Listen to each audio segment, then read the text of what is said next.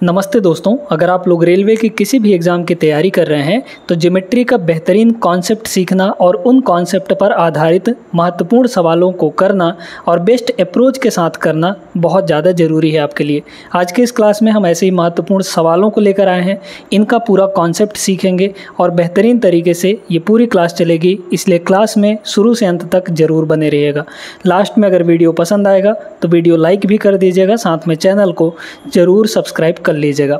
तो आइए हम लोग यहाँ पे समलंब चतुर्भुज यानी कि ट्रेपेजियम का कॉन्सेप्ट समझते हैं और उस पर आधारित फिर सवालों को करने वाले हैं। ट्रेपेजियम ही नहीं, इसके बाद और एक कॉन्सेप्ट आपको सिखाने वाले हैं, उस पर भी आधारित हम लोग सवाल करेंगे। तो इस क्लास को छोड़ना नहीं है, आपको पूरा वीडियो ज़रूर देखना है। बात करते हैं हम लोग यहाँ पे ट्रेपेजियम के बारे में। यहाँ पर जो हमने डायग्राम बना रखा है ये एक ट्रेपेजियम है। ट्रेपेजियम की खासियत क्या होती है, प्रॉपर्टीज़ क्या होती हैं? इसकी दो साइड्स पैरेलल होती हैं, दो आमने सामने के दो अपोजिट साइड्स क्या होती हैं, पैरेलल होती हैं। बाकी जो दूसरा पेयर है ये ज़रूरी नहीं है कि पैरेलल हो, ठीक है। तो सिर्फ एक पेयर यानी कि आमने सामने के दो लाइंस अगर पैरेलल हैं तो वह एक ट्रेपेजियम होगा। क्लियर है ये बात? तो ये लाइन और ये लाइन हमारे पैरेलल लाइन हो गए।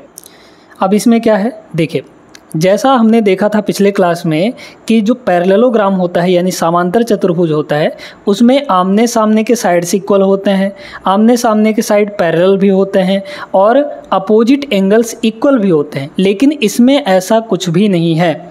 आप देख पाएंगे कि ये दोनों बराबर हो भी सकते हैं, नहीं भी हो सकते, ज़रूरी नहीं है कि होंगे ही, है ना। इसमें ज़रूरी नहीं है। आमने सामने के एंगल भी बराबर नहीं होते हैं इसमें, है ना। तो ये है इसमें। अब देखिए यहाँ पर कि अगर ये आपका A है, मान लीजिए कि पहला पैरेलल साइड A है हमारा और दूसरा पैरेलल साइड यहाँ पर B है, और साथ में इन दोनों के बीच का जो डिस्टेंस है यानी दो पैरेलल लाइन के बीच का डिस्टेंस, दोनों पैरेलल लाइन के बीच का जो डिस्टेंस है वो हम लोग मान लेते हैं यहाँ पर H। तो इसके एरिया के बारे में अगर बात करें तो इसका एरिया क्या हो जाएगा दोस्तों? इसका एरिया जो होता है ये होता है यहाँ पर एरिया इक्वल टू क्या होता है, 1/2 यानी कि हाफ 1/2 इन दोनों पैरेलल साइड का सम ऑफ पैरेलल साइड यानी समांतर भुजाओं का योग। तो सम ऑफ पैरेलल साइड्स क्या होगा, A प्लस B हो जाएगा, क्योंकि पहला पैरेलल साइड A है और दूसरा पैरेलल साइड हमारा B है। तो A प्लस B इन दोनों का सम और मल्टीप्लाई इन दोनों पैरेलल साइड के बीच का डिस्टेंस। और डिस्टेंस कौन सा होगा, एकदम सीधा सीधा वाला डिस्टेंस जिसको हम लोग H माने हैं यहाँ पर। तो ये आपका H हो जाएगा। तो ये होता है एक ट्रेपेजियम के एरिया का फॉर्मूला। एरिया ऑफ ट्रेपेजियम का फॉर्मूला आपको याद रखना है दोस्तों, ठीक है। अब यहाँ पे इसके एंगल्स के बारे में थोड़ा सा बात कर लेते हैं। इसके एंगल के बारे में जानने के लिए बहुत ज़्यादा कुछ नहीं है, बस इतना ध्यान रखिएगा, ये लाइन और ये लाइन अगर पैरेलल है तो ये भी एक तिर्यक रेखा है ना, और ये भी आपका इंटरसेक्टिंग लाइन है, तिर्यक रेखा है। तो तिर्यक रेखा में एक ही साइड के जो एंगल होते हैं उनका सम आप जानते हैं ना, 180 डिग्री होता है। जैसे ये एंगल आपका अगर x है और ये एंगल आपका y है ना, तो इन दोनों एंगल का जो सम होगा यहाँ पर x प्लस y जो होगा ये आपका 180 डिग्री के बराबर होगा। ये समांतर चतुर्भुज में भी हमने आपको बताया था, वहाँ पर भी होता है ये चीज़। साथ में इस एंगल का सम और इस एंगल का सम भी 180 डिग्री के बराबर हो जाएगा। हाँ, इन दोनों के बारे में हमको नहीं पता होता, ये एंगल और ये एंगल कितना होगा कोई ज़रूरी नहीं है यहाँ पर। क्लियर है ये बात? तो ये थोड़ा सा कॉन्सेप्ट था समलंब चतुर्भुज के बारे में। आई होप आप सभी लोग समझ गए होंगे। आते हैं इस सवाल पर हम लोग, क्योंकि सवाल बहुत ज़बरदस्त है, ठीक है ना। देखिएगा दोस्तों, यहाँ पर पहला सवाल, ABCD एक समलंब चतुर्भुज है यानी ट्रेपेजियम है जिसमें BC और AD पैरेलल हैं। साथ में बोला है ABC 98 है, BAC 32 डिग्री है। आपको बोला गया है ACD की वैल्यू निकालनी है, एंगल ACD। साथ में यहाँ पर AC इक्वल टू CD भी गिवन है। कैसे करेंगे समझिए। ABC यानी एंगल B पे आपका 98 होगा। 98 कहाँ दिख रहा है, ये तो 98 होगा नहीं क्योंकि ये 90 डिग्री से कम है, ये भी 90 से कम है। तो ये वाला इसको मान लीजिए 98 डिग्री, ठीक है। तो ये आपका 98 हो गया, मतलब ये पॉइंट आपका बी होगा। अब देखिए इसमें कह रहे हैं कि बी सी जो है वो पैरेलल होगा ए डी के, तो बी सी, तो एक पैरेलल साइड ये हो गया, तो जब बी यहाँ है तो ए आपका यहाँ हो जाएगा, तभी ना ए बी सी आपका 98 बनेगा, है ना, ए बी सी 98। तो ये ए है, तो अब बचा एक ही है, डी आपका यहाँ हो जाएगा। साथ में बोला है बी ए सी 32 डिग्री है, बी ए सी यानी ए और सी को मिलाना पड़ेगा ऐसे, इस तरीके से, तो ये जो एंगल बनेगा यहाँ पर ये आपका 32 डिग्री होगा। अब इसमें बोला है ए सी डी यानी ये एंगल हमें चाहिए कितना होगा, ठीक है। साथ में एक कंडीशन भी आपको दी गई है, कंडीशन क्या है, ए सी इक्वल टू सी डी, ए से सी तक ये जो साइड है और सी डी ये वाला साइड, ये दोनों आपस में बराबर होंगे। अब सुनिएगा, इस छोटे वाले ट्रायंगल में अगर देखा जाए तो तीनों एंगल का सम आप जानते हैं, ट्रायंगल के तीनों एंगल का सम 180 डिग्री होता है। तो ये दोनों मिलाकर 98 और 32 कितना होगा, 98 और 32 130 हो जाएगा। 130 में हम क्या जोड़ दें तो 180 होगा, 50 जोड़ दें तो 130 और 50 कितना हो गया, 180 हो गया, मतलब ये जो एंगल है 50 डिग्री होगा। अब इसमें अल्टरनेट एंगल बन रहा है, कैसे, बी सी ए डी उल्टा जेड बन रहा है, तो उल्टा जेड में जब ये दो पैरेलल होते हैं तो कोने कोने वाले एंगल आपस में बराबर होते हैं, एकांतर कोण कहलाते हैं वो। तो ये एंगल अगर 50 है तो ये वाला एंगल भी यहाँ पर 50 डिग्री हो जाएगा। अब समझिएगा यहाँ पर एक महत्वपूर्ण कॉन्सेप्ट जो कि ट्रायंगल के लिए लागू होता है, इक्वल एंगल के सामने के साइड्स इक्वल होते हैं। ये बताइए इस इक्वल साइड के सामने का एंगल कितना है, 50 डिग्री है, तो इस इक्वल एंगल के सामने का इस इक्वल साइड के सामने का एंगल भी कितना हो जाएगा यहाँ पर, ये भी 50 डिग्री होगा।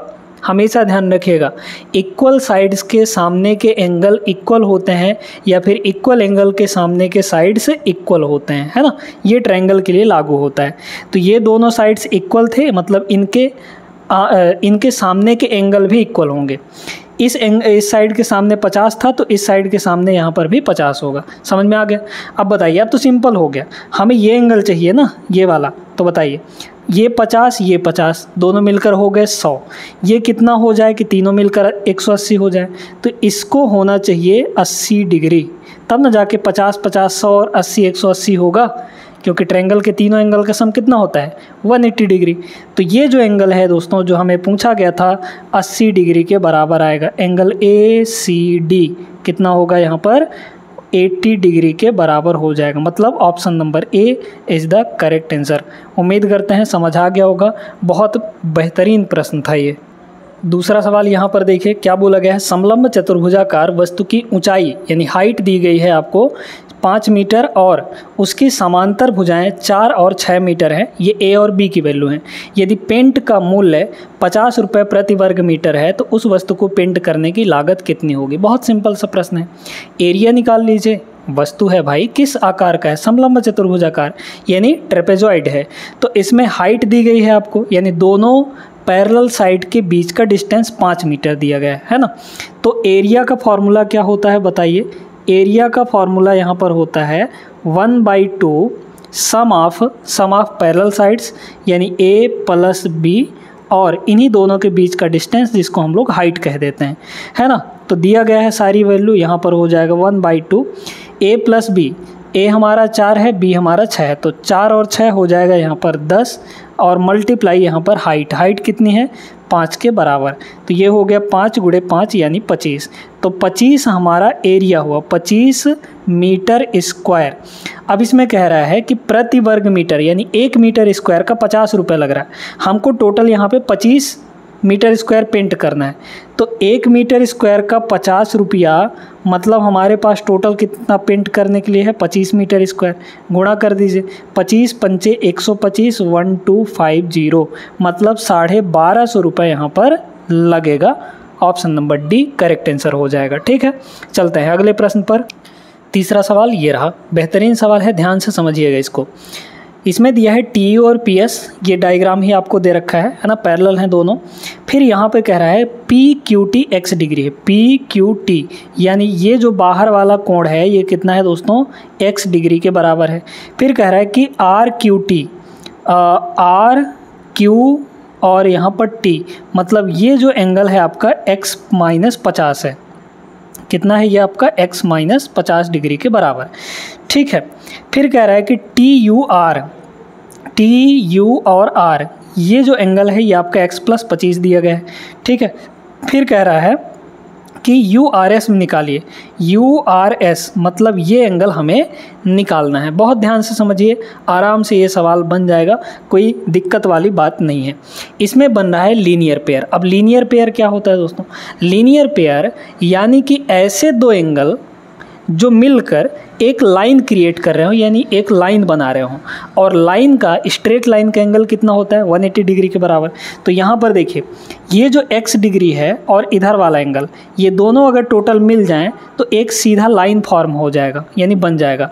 तो टोटल 180 डिग्री बन जाएगा, है ना। तो x और x माइनस 50, x और प्लस यहाँ पे x माइनस 50, ये दोनों मिलकर एक लाइन बना रहे हैं, और लाइन का एंगल कितना होता है? 180 डिग्री के बराबर। 2x ये हो जाएगा 2x की वैल्यू कितनी होगी? 50 उधर जाके जुड़ेगा, 8 5 13 यानी 230 हो गया। 230 का आधा कितना होगा? यहाँ पर x की वैल्यू आपकी आ गई 115 डिग्री। ठीक है, 230 का आधा 115 डिग्री। अब ये एंगल तो हम निकाल सकते हैं ना, बताइए कितना होगा? x प्लस 25 है, ये वाला एंगल कितना है? TUR, x प्लस 25 है। तो x प्लस 25 की वैल्यू निकालिए। x आपका कितना है यहाँ पर? 115 डिग्री है। 115 में आप 25 जोड़ लीजिए तो आपका कितना आ गया? 140 आ गया, 140 डिग्री आ गया। तो ये जो एंगल है यहाँ पर, ये वाला एंगल, ठीक है, यहाँ पर ये आपका 140 डिग्री है। तो जब ये 140 डिग्री है दोस्तों, है ना, तो देखिए कि ये तो अल्टरनेट एंगल है इसी का, है ना। ये देखिए ऐसे, फिर यहाँ पर ऐसे, और ये जेड बन रहा है कि नहीं? तो ये और ये एंगल बराबर होंगे, मतलब ये भी आपका 140 डिग्री के बराबर हो जाएगा। आ गया आंसर हमारा, ऑप्शन नंबर सी। यही तो पूछा था, है ना। तो इस तरीके से अगर आप कॉन्सेप्ट याद रखते हैं, बिना कॉन्सेप्ट के दोस्तों सवाल नहीं बनने वाला है। आपको कॉन्सेप्ट याद रखना पड़ेगा, सीखना पड़ेगा, है ना। जो जहाँ पे ज़रूरत होगी, ये नहीं पता होता है कि कौन सा कॉन्सेप्ट किस सवाल में लग जाएगा, बस आपको दिमाग में रखना है वो कॉन्सेप्ट पता रहेगा तो सवाल आसानी से बनेंगे ही बनेंगे। समांतर चतुर्भुज का कॉन्सेप्ट सीखने के बाद अब यहाँ पे आते हैं, एक और बढ़िया कॉन्सेप्ट सीखते हैं और देखते हैं यहाँ पे ये वाला सवाल। बिंदु Q से किसी वृत्त पर खींची गई स्पर्शरेखा यानी टेंजेंट, है ना, की लंबाई यहाँ पर दी गई है कितना? 21 सेंटीमीटर, और वृत्त के केंद्र से O से Q की जो दूरी है वो 29 सेंटीमीटर है। वृत्त का त्रिज्या निकालना है, रेडियस निकालना है। यहाँ पर ध्यान से सुनते जाइए। यहाँ पर एक है दोस्तों, यहाँ पर एक वृत्त है, ठीक है, ये वृत्त रहा हमारा। अब इस वृत्त से किसी बिंदु Q से मान लीजिए कि यहाँ पर पॉइंट Q है, इस पॉइंट से एक स्पर्श रेखा खींचा गया है। ये स्पर्श रेखा हो गया, है ना। पॉइंट Q कौन सा होगा? ये वाला होगा। इस पॉइंट Q से यहाँ तक हमारा खींचा गया है।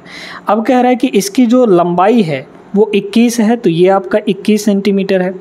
फिर कह रहा है यहाँ पर तो सेंटर होगा आपका, है ना, यहाँ पर क्या होगा? सेंटर हो जाएगा। तो सेंटर से इसको मिला दीजिए ऐसे, तो रेडियस हो गया, और इस पॉइंट को इस Q से मिला दीजिए तो ये आपका हो जाएगा, ये पॉइंट तो O होगा। ये आपको दिया गया है यहाँ पर 29, देख लीजिए, O से Q की दूरी 29 है, O से Q की दूरी यहाँ पर 29 है, ठीक है। इस पॉइंट को P मान लीजिए, है ना, नहीं दिया है तो मान लीजिए। अब एक कॉन्सेप्ट ध्यान रखना है कि कोई भी टेंजेंट, कोई भी स्पर्श रेखा, वृत्त की स्पर्श रेखा उसके रेडियस के परपेंडिकुलर होता है, यानी स्पर्श रेखा और रेडियस दोनों एक दूसरे के बीच में 90 डिग्री का एंगल बनाएंगे। मतलब यहाँ पर ये 90 डिग्री बनेगा हमेशा, चाहे कहीं पर भी स्पर्श रेखा खींचिए, स्पर्श रेखा और रेडियस के बीच में 90 डिग्री का कोण बनेगा ही बनेगा, है ना। समझ में आ गया? तो ये अगर 90 है तो ये जो ट्रायंगल बन रहा है ये तो एक बन गया राइट एंगल ट्रायंगल, क्योंकि एक एंगल 90 डिग्री का है।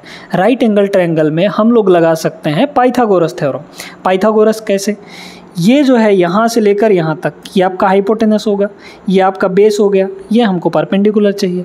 तो इसका स्क्वायर माइनस इसका स्क्वायर इज इक्वल टू इसका स्क्वायर, इसको R मान लीजिए, ऐसा समझिए ना।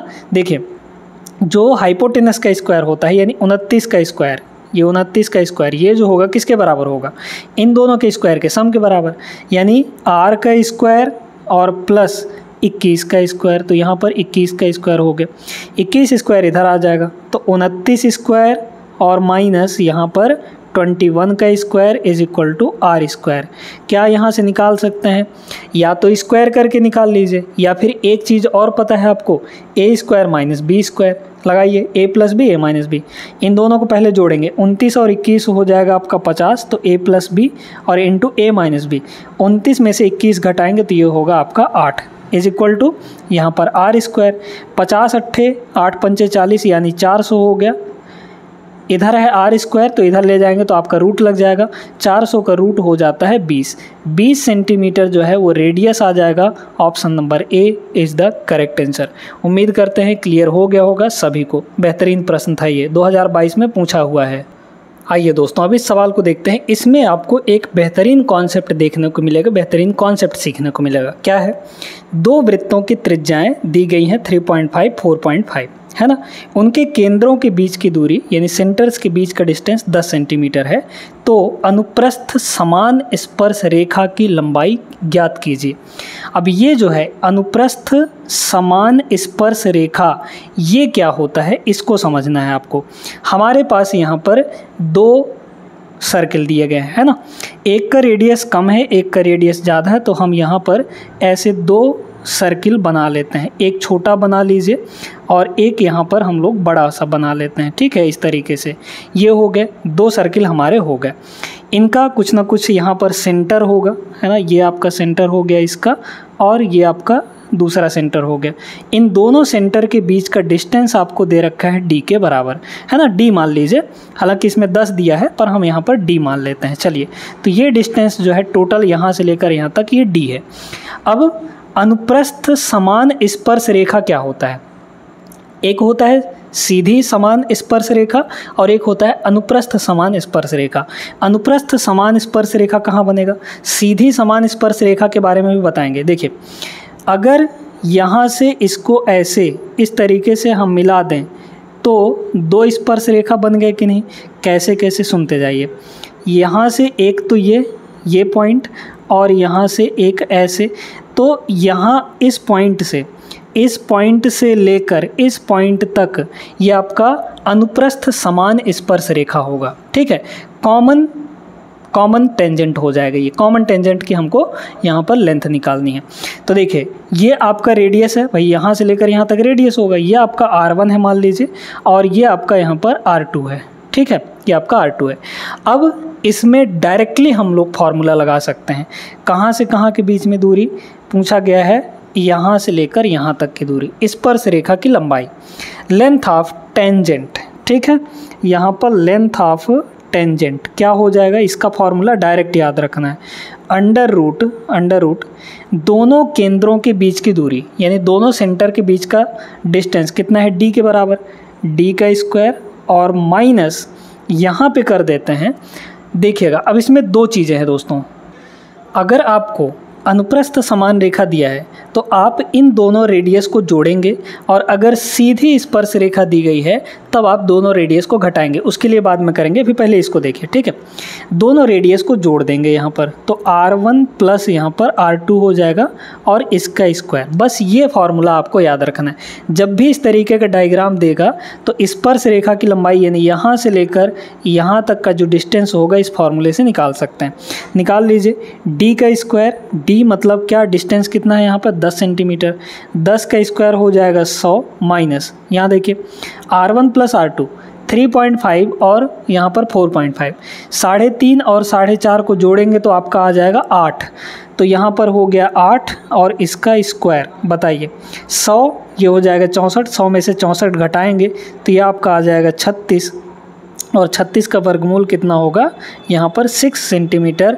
मतलब option number A is the correct answer. तो जब भी इस तरीके का डायग्राम बनेगा आपको ये वाला फार्मूला लगाना है लेंथ ऑफ टेंजेंट निकालने के लिए। अब दूसरे वाले पे हम लोग चलते हैं। देखिए ये रहा दूसरा वाला। इसमें क्या है, त्रिज्या r1 और r2 वाले दो वृत्त के केंद्रों के बीच की दूरी d है, उनकी सीधी समान स्पर्श रेखा। अब उसमें क्या दिया था, उसमें आपको दिया था अनुप्रस्थ समान स्पर्श रेखा, इसमें सीधी समान स्पर्श रेखा दिया है। कैसे बनेगा वो बना देते हैं यहाँ पे डायग्राम, ठीक है। एक यहाँ पर आपका ये हो गया छोटा वाला वृत्त, है ना। यहाँ पर बना लीजिए आप बड़ा वाला वृत्त, ये हो गया बड़ा वाला वृत्त। इनकी दोनों की रेडियस आपको दी गई है यहाँ पे r1, है ना। ये r1 r2 मतलब इनके बीच का डिस्टेंस पहले हम लोग लिखते हैं, केंद्रों के बीच की दूरी, ये आपका d है, तो ये आपका हो गया यहाँ पर कितना, d के बराबर, है ना। अब सीधी स्पर्श रेखा कहाँ बनेगी, देखिए यहाँ से इसको ऐसे मिलाएंगे तो ये आपका अनुप्रस्थ वाला हो जाएगा। लेकिन अगर हम इन दोनों को ऐसे मिला दें इस तरीके से, ठीक है, इस तरीके से अगर हम लोग यहाँ पर मिला दें, इसको थोड़ा सा और इधर कर देते हैं, तो ये जो है ये आपका सीधी समान स्पर्श रेखा हो जाएगी। मतलब यहाँ से लेकर यहाँ तक का डिस्टेंस ये जो होगा मतलब लेंथ ऑफ टेंजेंट। तो अब इसमें क्या है, ये आपका r1 हो गया और ये आपका r2 हो जाएगा, है ना। यहाँ पर ये हो गया r1 और ये हो जाएगा r2। तो इसमें कौन सा फार्मूला लगेगा दोस्तों, इसमें बस क्या करना है, लेंथ ऑफ टेंजेंट निकालने के लिए सीधे डी स्क्वायर तो रहेगा, दोनों केंद्रों के बीच की दूरी रहेगी, माइनस अब की बार, पिछले बार में क्या थी, अनुप्रस्थ वाले में क्या किए थे, प्लस किए थे r1 प्लस r2, लेकिन इसमें करेंगे हम लोग डिफरेंस लेंगे, इन दोनों का डिफरेंस ले लेंगे, r1 माइनस r2 हो जाएगा, ठीक है। तो r1 माइनस यहाँ पर r2 का स्क्वायर होगा। क्लियर है, दोनों फार्मूले नोट करके रख लीजिएगा। Option number B is the correct answer. I hope समझ में आ गया होगा। चलते हैं हम लोग अगले प्रश्न पर। 7वां सवाल देखिएगा। अब इस टाइप का एक सवाल हम आपको करवा चुके हैं, तो ये वीडियो रोक कर इस सवाल को ज़रूर अपने से लगाइएगा, फिर उसके बाद सॉल्यूशन भले देख लीजिएगा, ठीक है। चलिए, ओ केंद्र वाले एक वृत्त पर वृत्त के बाहर स्थित एक बिंदु P से खींची गई स्पर्श रेखा PT है, वृत्त को बिंदु Q पर स्पर्श करती है। यदि PQ आपकी कितनी है, यहाँ पर स्पर्श रेखा PT है, ठीक। चलिए, तो PQ 30 सेंटीमीटर है और वृत्त का व्यास यहाँ पर 32 सेंटीमीटर है, तो OP की लंबाई निकालनी है। बना लेते हैं हम लोग। यहाँ पर एक आपका वृत्त हो गया और यहाँ पर एक स्पर्श रेखा भी हम लोग बना लेते हैं इस तरीके से, है ना। ये स्पर्श रेखा हो गया, ये पॉइंट आपका P है, ये पॉइंट क्या है, P है, बोला है ना। बिंदु P से खींची गई स्पर्श रेखा PT जो है वृत्त को बिंदु Q पर स्पर्श करती है, यहाँ पर Q पर स्पर्श करती है और PT आपकी स्पर्श रेखा है, ठीक। अब कह रहे हैं PQ 30 है, तो PQ आपका 30 हो गया। वृत्त का व्यास आपको दिया गया है, यहाँ पे हो जाएगा आपका क्या, सेंटर। यहाँ से इसको हम लोग मिला देंगे तो रेडियस कितना निकल कर आएगा बताइए। डायमीटर, व्यास का मतलब डायमीटर 32 दिया है, तो रेडियस कितना होगा, डायमीटर का आधा यानी कि 16 हो जाएगा, 32 का आधा 16 सेंटीमीटर। तो ये है दोस्तों आपका 16। हमें क्या चाहिए यहाँ पर, OP की लंबाई, O से P तक, मतलब ये आपका O होगा तो O से P तक चाहिए। सीधे पाइथागोरस आपको लगाना है, क्योंकि ये 90 डिग्री बनेगा। 30 का स्क्वायर प्लस 16 का स्क्वायर इसके स्क्वायर के बराबर होगा। तो OP का जो स्क्वायर होगा वो 30 का स्क्वायर यानी कि 900 और प्लस 16 का स्क्वायर यहाँ पर हो जाएगा 256, है ना। तो यहाँ पर होगा 9 2 11 1156 और OP स्क्वायर रूट लगा देंगे हम लोग यहाँ पे, तो ये हो जाएगा आपका OP। अब इसमें आपको देखना है कि कौन सा आंसर हो सकता है हमारा, ठीक है। यूनिट डिजिट लगा लें हम लोग, है ना। देखिए 32 का अगर स्क्वायर करेंगे तो यूनिट डिजिट 4 आएगा, 2 का स्क्वायर 4, ये आंसर नहीं होगा। 34 का स्क्वायर आपका कितना हो जाएगा, 34 का स्क्वायर 4 का स्क्वायर 16, मतलब इकाई अंक 6 आ गया, तो यहाँ पर 6 है, तो ये वाला हो सकता है। 8 का स्क्वायर कितना होता है, 64, मतलब 4 आएगा इकाई अंक में, ये भी नहीं होगा। और ये भी 32 दिया है तो ये भी नहीं होगा, ये हो जाएगा आपका 34 का स्क्वायर। 34 का स्क्वायर करके देख लीजिए, यहाँ पर 34 का अगर हम लोग स्क्वायर करेंगे तो 4 का स्क्वायर 16 बचा 1, 3 चौके 12, 12 दूना 24, 24 1 25, 25 का 5 यहाँ पर, फिर बचा 2 और 3 का स्क्वायर 9, 9 2 11, 1156 आ गया। तो मतलब इसका जो वर्गमूल होगा वो 34 हो जाएगा। Option number second is the correct answer. अगला सवाल देखिए दोस्तों, बहुत बेहतरीन, बहुत बढ़िया प्रश्न है। रेखा ABC एक स्पर्श रेखा है जो वृत्त को बिंदु बी पर स्पर्श करती है। यहाँ पे पी क्यू और ए सी जो है ये पैरेलल है, यहाँ पर पैरेलल होगा, ठीक है। तथा क्यू बी सी 70 है, क्यू बी सी ये आपका टोटल यहाँ पर 70 डिग्री के बराबर है। कह रहा है पी बी क्यू यानी ये एंगल हमें चाहिए निकालना है, कितना होगा बताइएगा। इसमें एक ही कॉन्सेप्ट है, बहुत ध्यान से सुनना है आपको। कॉन्सेप्ट क्या है यहाँ पर कि ये जो स्पर्श रेखा का कोण यहाँ पर बन रहा है ये एकांतर वृत्तखंड के कोण के बराबर होता है। एकांतर वृत्तखंड का मतलब होता है वृत्त का खंड, यहाँ पर ये जो कोण बन रहा है इसके बराबर होगा, है ना। ये जो एंगल है यहाँ पर इसके बराबर हो जाएगा। तो ये कितना होगा, ये अगर 70 डिग्री है तो यहाँ पर ये भी आपका 70 डिग्री होगा। अब जब ये 70 है तो इसमें देखिए अल्टरनेट एंगल बन रहा है। कैसे, क्यू पी बी और ए उल्टा जेड बन रहा है, तो ये कोने वाला एंगल और ये वाला कोने वाला एंगल ये भी दोनों बराबर होंगे, तो मतलब ये भी 70 डिग्री होगा। ये 70 तो ये भी 70। अब आप जानते हैं कि ये तीनों एंगल मिलकर क्या बनाएंगे, ये तीनों एंगल मिलकर एक लाइन बना रहे हैं, तो लाइन का तो सम कितना होता है 180 डिग्री। तो मतलब 70 70 140 और प्लस इसको मान लीजिए x जो कि हमको निकालने के लिए बोला था, तो प्लस x ये सब मिलकर कितने हो जाएंगे 180 डिग्री के बराबर। यानी x की जो वैल्यू है यहाँ से कितनी आ गई 180 में 140 घटा देंगे तो सीधे सीधे 40 डिग्री के बराबर। तो ऑप्शन नंबर सी यहाँ पर करेक्ट आंसर हो जाएगा। आई होप सभी लोग समझ गए होंगे। चलते हैं अगले प्रश्न पर। अगला सवाल यहाँ पर देखते हैं। इस टाइप का सवाल हम 2 ठोक आपको करवा चुके हैं, इसलिए ये वाला सवाल आपके लिए है। इसको सॉल्व करके इसका जो आंसर है वो आप लोग कमेंट बॉक्स में ज़रूर दीजिएगा, ठीक है। तो यहाँ पर इस सवाल का जो उत्तर है वो आपको कमेंट करना है दोस्तों, सॉल्व कर लीजिएगा और बड़े प्रेम से इसका आंसर कमेंट कर दीजिएगा, ठीक है ना। हम लोग अगले प्रश्न पर चलें। ये सवाल बहुत ख़तरनाक है, ध्यान से इसका कॉन्सेप्ट सीख लीजिए। कॉन्सेप्ट सीख लेंगे तो आराम से बन जाएगा। ये सवाल क्या दिया है इसमें कह रहा है नीचे दिए गए वृत्त में जीवा कॉर्ड AB को स्पर्श रेखा DE से मिलाने के लिए बिंदु D तक बढ़ाया जाता है। ये हमारा AB कॉर्ड है, कॉर्ड को भी आगे बढ़ाया गया है, इस स्पर्श रेखा को भी आगे बढ़ाया गया है जो D पॉइंट पर मिल रहे हैं। यदि AB 9 है, A से लेकर B तक आपका 9 है, ये आपका 9 है। फिर यहाँ पर BD जो है 3 है, B से लेकर D तक ये 3 है। DE की लंबाई निकालनी है, मतलब ये हमें चाहिए x मान लीजिए, ठीक ना। अब इसमें कॉन्सेप्ट ये है दोस्तों कि ये जो स्पर्श, जब भी ऐसा डायग्राम दिखे तो जो स्पर्श रेखा है इसकी लंबाई का स्क्वायर यानी DE है हमारा स्पर्श रेखा, है ना। तो स्पर्श रेखा क्या हो गया DE, इसका जो स्क्वायर होगा ये किसके बराबर होगा, ये होगा पूरा टोटल यहाँ से लेकर यहाँ तक पूरा मतलब AD है ना पूरा, और मल्टीप्लाई बाहर वाला हिस्सा कितना है BD है, तो AD इंटू BD हो जाएगा, है ना। ये कॉन्सेप्ट अगर याद रखेंगे तो आपका ये सवाल और इस टाइप के जितने भी सवाल हैं वो आपसे बन जाएंगे, है ना। बताइए क्या हो जाएगा, DE हमसे पूछा था तो DE हमारा x है, x का square is equal to AD कितना है, A से लेकर D तक कितना होगा, A से B तक 9 है, B से D तक 3 है, तो टोटल कितना होगा 9 3 12 हो जाएगा। तो यहाँ पर ये हो गया 12 मल्टीप्लाई BD कितना है यहाँ पर 3 के बराबर, 12 3 ये होगा 36, तो x की वैल्यू √36 होगी, है ना, √36 और 36 का वर्गमूल 6। ऑप्शन नंबर सी यहाँ पर करेक्ट आंसर हो जाएगा। तो आई होप दोस्तों ये सारे सवाल आपके समझ में आ गए होंगे। अच्छे तरीके से ऐसे टाइप के सवाल अब आपसे बन जाएंगे। ये वीडियो कैसी लगी आप लोग कमेंट करके ज़रूर बताइएगा। मिलते हैं हम लोग अगले क्लास में ऐसे बेहतरीन सवालों के साथ। इस वीडियो को लाइक भी कर दीजिएगा, है ना, और साथ में चैनल को सब्सक्राइब करना बिल्कुल नहीं भूलना है। मिलते हैं अगले क्लास में, तब तक के लिए जय हिंद।